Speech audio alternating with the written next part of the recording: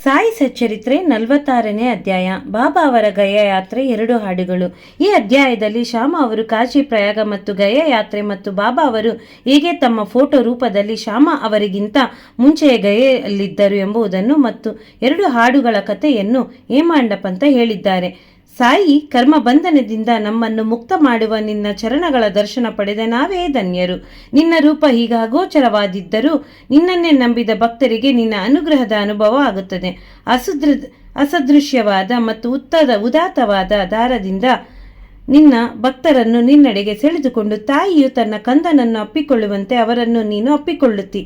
ನೀನು ಎಲ್ಲಿರುವೆ ಎಂಬುದು ಭಕ್ತರಿಗೆ ಗೊತ್ತಿಲ್ಲದಿದ್ದರೂ ನಿನ್ನ ಏಕೈಕ ರೀತಿಯಿಂದ ಸೂತ್ರಧಾರಿಯಾಗಿ ಕೊನೆಗೆ ಭಕ್ತಿಗೆ ಅವರ ಹಿಂದೆಯೇ ಇರುವಂತೆ ಅನುಭವ ನೀಡಿ ಅವರನ್ನು ಸಂರಕ್ಷಿಸುತ್ತಿರುವಿ. ಬುದ್ಧಿವಂತರು, ಜ್ಞಾನಿಗಳು ಮತ್ತು ವಿದ್ವಾಂಸರು ತಮ್ಮ ಅಹಂಭಾವದಿಂದ ಸಂಸಾರವೆಂಬ ಸಾಗರದಲ್ಲಿ ತೊಳಲುತ್ತಾರೆ. ಆದರೆ ನಿಜವಾದ ಭಕ್ತರನ್ನು ನೀನು ಕಾಪಾಡುವೆ. ಬಾಹ್ಯದಲ್ಲಿ ಅಗೋಚರನಾಗಿ ನಿನ್ನ ಲೀಲೆಯನ್ನು ನೀನು ನಡೆಸುತ್ತಾ ಅವುಗಳಿಗೆ ನಿನ್ನ ಆಸಕ್ತಿ ಇಲ್ಲವೆಂದು ತೋರಿಸುತ್ತಿ. ನಿನ್ನ ಜೀವನದ ಮರ್ಮ ಯಾರೂ ತಿಳಿಯರು. ಆದುದರಿಂದ ನಿಮ್ಮ ಪಾಪ ನಿರ್ಮೂಲನಕ್ಕಾಗಿ ನಿನ್ನಲ್ಲಿ ತನುಮನ ಧನಗಳನ್ನು ಅರ್ಪಿಸಿ ಯಾವಾಗಲೂ ನಿನ್ನ ನಾಮಸ್ಮರಣೆ ಮಾಡುವುದೇ ಉತ್ತಮವಾದ ಸಾಧನ. ನಿನ್ನ ಭಕ್ತರ ಅಭಿಷ್ಟಗಳನ್ನು ನೆರವೇರಿಸುತ್ತಿ. ಯಾರು ಮೋಹದಿಂದ ದೂರ ಇರುತ್ತಾರೆಯೋ ಅಂಥವರಿಗೆ ನೀನು ಪರಮಾನಂದವನ್ನು ದಯಪಾಲಿಸುತ್ತಿ. ನಿನ್ನ ಪವಿತ್ರ ನಾಮಾಮೃತ ಸ್ಮರಣೆ ಭಕ್ತರಿಗೆ ಸುಲಭ ಸಾಧನ. ಈ ಸಾಧನೆಯಿಂದ ನಮ್ಮ ರಜಸ್ತಮೋಗುಣಗಳನ್ನು ನಾಶ ಮಾಡುತ್ತವಾಗುತ್ತದೆ. ಸತ್ವಗುಣ ಮತ್ತು ಧರ್ಮ ಬುದ್ಧಿಯು ವಿವೇಕವು ಮಿತರಾಗುವು ಜ್ಞಾನದ ಜೊತೆಗೆ ಉದ್ಭವಿಸುತ್ತವೆ. ಆಗ ನಾವು ಆತ್ಮೋನ್ಮುಖರಾಗುತ್ತೇವೆ. ಇದೇ ಗುರುವಿನಲ್ಲಿ ಮಾಡಬೇಕಾದ ಸಂಪೂರ್ಣ ಶರಣಾಗತಿ. ನಮ್ಮ ಮನಸ್ಸು ನಿರ್ಮಲವಾಗಿ ಶಾಂತಿ ಪಡೆಯುವುದೊಂದೇ ಇದಕ್ಕೆ ನಿದರ್ಶನ. ಈ ಶರಣಾಗತಿ ಭಕ್ತಿ ಮತ್ತು ಜ್ಞಾನದ ಮಹತ್ವ ಅಪೂರ್ವವಾದದ್ದು.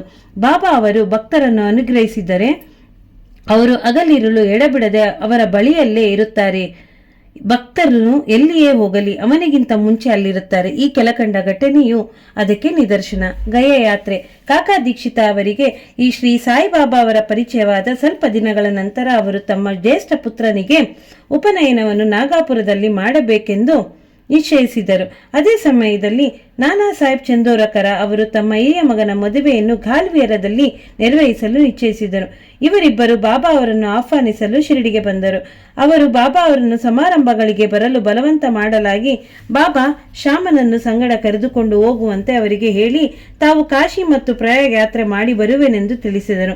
ಬಾಬಾ ಅವರ ಅಪ್ಪಣೆ ಪಡೆದು ಶ್ಯಾಮ ಅವರು ನಾಗಾಪುರ ಮತ್ತು ಗಾಲ್ವಿಯರಿಗೆ ಹೋಗಿ ಸಮಾರಂಭಗಳನ್ನು ಮುಗಿಸಿಕೊಂಡು ನಂತರ ಕಾಶಿ ಮತ್ತು ಪ್ರಯಾಗಕ್ಕೆ ಹೋಗಲು ನಿರ್ಧರಿಸಿದರು. ಅಪ್ಪ ಕೋತೆ ಇವರು ಕೂಡ ಶ್ಯಾಮ ಅವರ ಸಂಗಡ ಹೋಗಲು ನಿರ್ಧರಿಸಿದರು. ಇಬ್ಬರು ಉಪನಯನ ಸಮಾರಂಭಕ್ಕೆ ನಾಗಾಪುರಕ್ಕೆ ಹೋದರು. ಕಾಕಾ ಅವರು ಶ್ಯಾಮ ಅವರ ಖರ್ಚಿಗೋಸ್ಕರ 200 ರೂಪಾಯಿಗಳನ್ನು ಕೊಟ್ಟರು. ಅದಾದ ನಂತರ ಗಾಲ್ವಿಯರಿಗೆ ಮದುವೆ ಸಮಾರಂಭಕ್ಕೆ ಹೋದರು. ಅಲ್ಲಿ ನಾನಾ ಸಾಹೇಬ್ ಚಂದೋರಕರ ಅವರಿಗೆ 100 ರೂಪಾಯಿಗಳನ್ನು ಕೊಟ್ಟರು. ಅವರು ಸಂಬಂಧಿಗಳಾದ ಜಟಾರ ಅವರು ಸಹ 100 ರೂಪಾಯಿಗಳನ್ನು ಕೊಟ್ಟರು. ನಂತರ ಶ್ಯಾಮ ಅವರು ಕಾಶಿ ಮತ್ತು ಅಯೋಧ್ಯೆಗೆ ಹೊರಟರು. ಅವರಿಗೆ ಕಾಶಿಯಲ್ಲಿ ಶ್ರೀ ಲಕ್ಷ್ಮೀನಾರಾಯಣ ದೇವಸ್ಥಾನದಲ್ಲಿ ಸ್ವಾಗತ ದೊರೆಯಿತು. ಅಯೋಧ್ಯೆಯಲ್ಲಿ ಶ್ರೀರಾಮ ಮಂದಿರದ ಜಟಾರ ಎಂಬ ಕಾರ್ಯನಿರ್ವಾಹಕರಿಂದ ಸತ್ಕಾರ ನಡೆಯಿತು. ಅಯೋಧ್ಯೆಯಲ್ಲಿ 21 ದಿನಗಳಿದ್ದು ಕಾಶಿಯಲ್ಲಿ 2 ತಿಂಗಳಿದ್ದು ನಂತರ ಗಯೆಗೆ ಪ್ರಯಾಣ ಬೆಳೆಸಿದರು. ಗಯೆಯಲ್ಲಿ ಇಳಿದು ರಾತ್ರಿ ಧರ್ಮಶಾಲೆಯಲ್ಲಿ ತಂಗಿದರು. ಬೆಳಗಾಗುತ್ತಲೇ ಒಬ್ಬ ಗಯಾವಾಲ ಯಾತ್ರಿಕರಿಗೆ ವಸತಿ ಮತ್ತು ಊಟ ಸೌಕರ್ಯವನ್ನು ಒದಗಿಸುವ ಅರ್ಚಕ ಬಂದು ಯಾತ್ರಿಕರ ಎಲ್ಲರೂ ಆಗಲೇ ಹೊರಟಿದ್ದಾರೆ ಎಂದು ಹೇಳಿ ಇವರಿಗೆ ಕೂಡ ಹೊರಡಲು ಹೇಳಿದನು. ಶ್ಯಾಮ ಗಯೆಯಲ್ಲಿ ಪ್ಲೇಗ್ ಜಾಡವೇನಾದರೂ ಇದೆಯೇ ಎಂಬ ಗಯಾವಾಲನ್ನು ಕೇಳಲು ಅವನು ಇಲ್ಲ ಎಂದು ಉತ್ತರಿಸಿದನು ಮತ್ತು ನೀವೇ ಬಂದು ನೋಡಿರಿ ಎಂದು ಹೇಳಿದರು. ಅನಂತರ ಅವರು ಗಯಾವಾಲೆಯೊಡನೆ ಹೊರಟರು. ಅವನ ಮನೆಯಲ್ಲಿ ತಂಗಿದರು. ಆಗ ಶ್ಯಾಮ ಅವರಿಗೆ ಆನಂದವಾಗಿ ಆಯಿತು. ಅವರ ಸಂತೋಷಕ್ಕೆ ಕಾರಣವೇನೆಂದರೆ ಅವನ ಮನೆಯ ಪಡಸಾಲೆಯಲ್ಲಿ ಶ್ರೀ ಸಾಯಿಬಾಬಾ ಅವರ ದೊಡ್ಡ ಫೋಟೋ ಇದ್ದಿದ್ದು ಆ ಫೋಟೋ ನೋಡಿದ ಕೂಡಲೇ ಶ್ಯಾಮ ಪರಮಾನಂದ ಭರಿತರಾಗಿದ್ದರು. ಆಗ ಅವರಿಗೆ ಕಾಶಿ ಪ್ರಯಾಗ ಯಾತ್ರೆಯ ನಂತರ ಶ್ಯಾಮನಿಗಿಂತ ನಾನು ಮುಂದುವರಿಯುತ್ತೇನೆ ಎಂದು ಹೇಳಿದ ಬಾಬಾ ಅವರ ಮಾತಿನ ನೆನಪು ಮೂಡಿತು. ನಯನಗಳಲ್ಲಿ ಆನಂದ ಬಾಷ್ಪ ಉಕ್ಕಿತ್ತು. ರೋಮಾಂಚನವಾಯಿತು. ಕಂಠವು ಗದ್ಗದವಾಯಿತು. ಅವರಿಗೆ ಪ್ಲೇಗ್ ಹೆದರಿಕೆ ಆಗಿರಬಹುದು ಎಂದು ಗಯವಾಲ ಗಾಬರಿಯಾದನು. ಆಗ ಶ್ಯಾಮ ಅವರು ಈ ಫೋಟೋ ಎಲ್ಲಿ ದೊರಕಿತು ಎಂದು ಗಯವಾಲನನ್ನು ಕೇಳಲು ಅವನು ಮಾನವಾಡ ಮತ್ತು ಪುಣ್ಯ ತಾಂಬೆಗಳಲ್ಲಿ ಗಯಯಾತ್ರಿಕರಿಗೆ ನೆರವು ನೀಡುವ ಸುಮಾರು 200-300 ಜನ ನನ್ನ ನೌಕರರಿದ್ದಾರೆ. ಅವರಿಂದ ಬಾಬಾ ಅವರ ಕೀರ್ತಿ ತಿಳಿಯಿತು. ಸುಮಾರು 12 ವರ್ಷಗಳ ಹಿಂದೆ ನಾನು ಬಾಬಾ ಅವರ ದರ್ಶನ ಪಡೆಯಲು ಶಿರಡಿಗೆ ಹೋಗಿದ್ದೆ. ಆಗ ನನಗೆ ಶ್ಯಾಮ ಎಂಬುವವರ ಮನೆಯಲ್ಲಿ ತೂಗು ಹಾಕಿದ್ದ ಬಾಬಾ ಅವರ ಫೋಟೋದ ಮೇಲೆ ಆಸೆ ಹುಟ್ಟಿತ್ತು. ಬಾಬಾ ಅವರ ಅಪ್ಪಣೆ ಪಡೆದು ಶ್ಯಾಮ ಅವರು ಅದನ್ನು ನನ್ನ ಕೈಯಲ್ಲಿ ಇಟ್ಟರು. ಅದೇ ಈ ಫೋಟೋ ಎಂದರು. ಆಗ ಶ್ಯಾಮ ಅವರಿಗೆ ಎಲ್ಲವೂ ನೆನಪಾಯಿತು. ಗಯವಾಲ ತನ್ನ ಮನೆಗೆ ಬಂದಿರುವ ವ್ಯಕ್ತಿ ಶ್ಯಾಮ ಎಂದು ತಿಳಿದ ಮೇಲೆ ಆನಂದಭರಿತನಾದನು. ಅವರಿಬ್ಬರು ಬಹುಕಾಲ ಸಂಭಾಷಿಸಿದರು. ಗಯವಾಲ ಶ್ಯಾಮ ಅವರನ್ನು ಸಕಲ ಮರ್ಯಾದೆಗಳಿಂದ ಸತ್ಕರಿಸಿದನು. ಅವನು ಬಹಳ ಶ್ರೀಮಂತನಾಗಿದ್ದನು.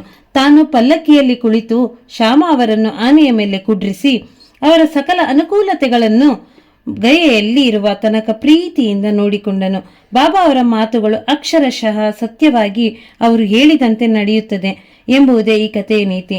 ಅವರು ಸಕಲ ಜೀವರಾಶಿಗಳಲ್ಲೂ ಸಮ ಪ್ರೀತಿ ಉಳ್ಳವನಾಗಿ ಅವುಗಳಲ್ಲಿ ಐಕ್ಯರಾಗಿದ್ದರು. ಈ ಕೆಳಗಿನ ಘಟನೆಯು ಇದನ್ನು ಸ್ಥಿರಪಡಿಸುತ್ತದೆ. 2 ಹಾಡುಗಳು.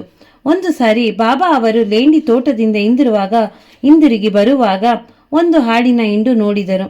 ಅವುಗಳಲ್ಲಿ 2 ಮಾತ್ರ ಬಾಬಾ ಅವರನ್ನು ಆಕರ್ಷಿಸಿದವು. ಆಗ ಅವರು ಅವುಗಳ ಹತ್ತಿರ ಹೋಗಿ ಅವುಗಳನ್ನು ಮುದ್ದಾಡಿ 32 ರೂಗಳನ್ನು ಕೊಟ್ಟು ಅವುಗಳನ್ನು ತೆಗೆದುಕೊಂಡರು. ಭಕ್ತರಿಗೆ ಬಾಬಾ ಅವರ ಈ ವಿಚಿತ್ರ ರೀತಿ ಅರ್ಥವಾಗಲಿಲ್ಲ.